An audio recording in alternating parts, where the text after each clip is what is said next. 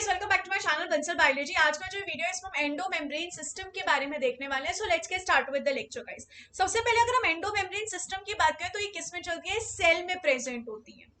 Cell में हमें पता है बहुत सारी ऑर्गेनल्स होती हैं। इनमें से जो ऑर्गेनल्स होती है वो इंटरकनेक्टेड होती हैं, फंक्शंस परफॉर्म करने में एक दूसरे के साथ हेल्प करती है, तो बहुत सारी चीजों में हेल्प करती है।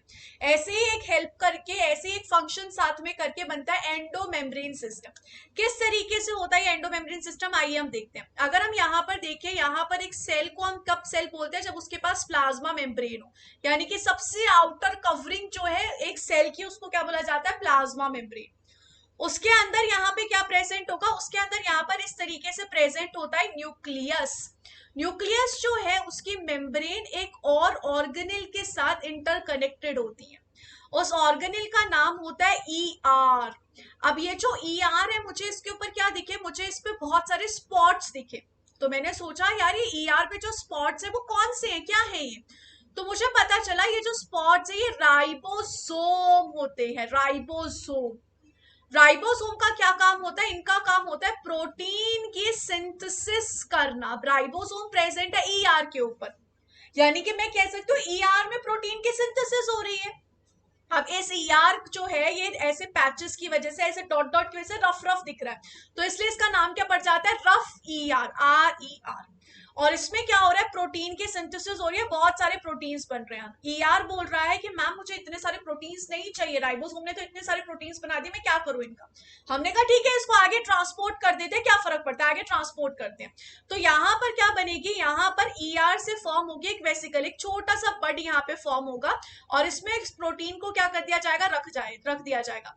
ये जो वेसिकल है ये इस प्रोटीन के साथ आगे बढ़ेगी और नेक्स्ट ऑर्गेनल के पास जाएगी।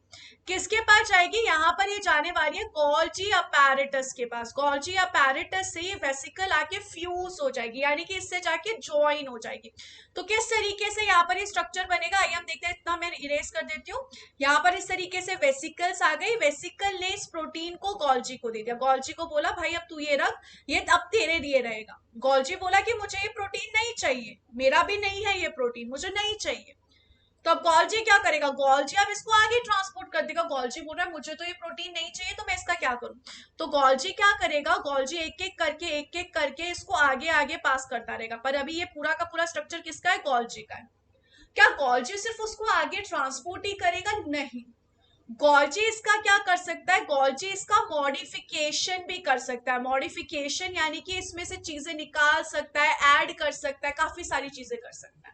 यानी कि जैसे कि अगर मैं कह सकती हूँ यहाँ पर इस पे प्रोटीन पे कार्बोहाइड्रेट को ऐड कर सकता है। कार्बोहाइड्रेट मतलब समझ तो, शुगर को ऐड कर सकता है। ऐसे इस प्रोटीन पे वो किसको ऐड कर सकता है? लिपिड को ऐड कर सकता है। इस तरीके से इसको क्या कर सकता है? प्रोटीन को मॉडिफाई करेगा। फिर प्रोटीन को क्या कर देगा? मॉडिफिकेशन के बाद प्रोटीन को अच्छे से पैक कर देगा, इस तरीके से अच्छे से पैक कर देगा और फिर उसको आगे भेज देगा। अब प्रोटीन जो है वो आगे डिफरेंट डिफरेंट जगह पे जा सकता है। जैसे कि यहाँ पर भी क्या होगा? यहाँ पर भी सेम वेसिकल फॉर्म होगी। यहाँ पर भी क्या हो जाएगा? सेम इस तरीके से पहले जो वेसिकल बनी थी वैसे वेसिकल बनेगी प्रोटीन के साथ। ये वेसिकल अलग हो जाएगी और अब ये जा सकती है किसके पास जा सकते हैं? जैसे कि ये चली गई लाइसोसोम के पास। यहाँ पर प्रोटीन किसका था? लाइसोसोम का था। तो प्रोटीन बोला अच्छा ठीक है मैं लाइसोसोम के पास जा रहा हूँ, मैं लाइसोसोम का प्रोटीन हूँ। फिर लाइसोसोम उस प्रोटीन को रख लेगा, क्योंकि वो किसका प्रोटीन था? वो लाइसोसोम का प्रोटीन था। तो लाइसोसोम ने कहा ठीक है मैं रख लेता हूँ। इसके अलावा यहाँ पर क्या हो सकता है? इसके अलावा ये प्रोटीन हो सकता है कि प्लाज्मा मेम्ब्रेन का हो। तो यहाँ पर ये वेसिकल किसके पास चली जाएगी? प्लाज्मा मेम्ब्रेन के पास चली जाएगी और प्लाज्मा मेम्ब्रेन को बोलेगी ये लो ये तुम्हारा प्रोटीन है, तुम रख लो। तो ये कर सकती है। या फिर तीसरी चीज ये क्या कर सकती है कि ये शायद प्रोटीन प्लाज्मा मेम्ब्रेन का भी ना हो, तो इसको कहाँ छोड़ देगी? प्रोटीन को सेल के बाहर ही छोड़ देगी, बोलेगी सेल के बाहर जा तुम। तो यहाँ पर इस तरीके से आपने देखा प्रोटीन का ट्रांसपोर्ट किया जा रहा है वन बाय वन।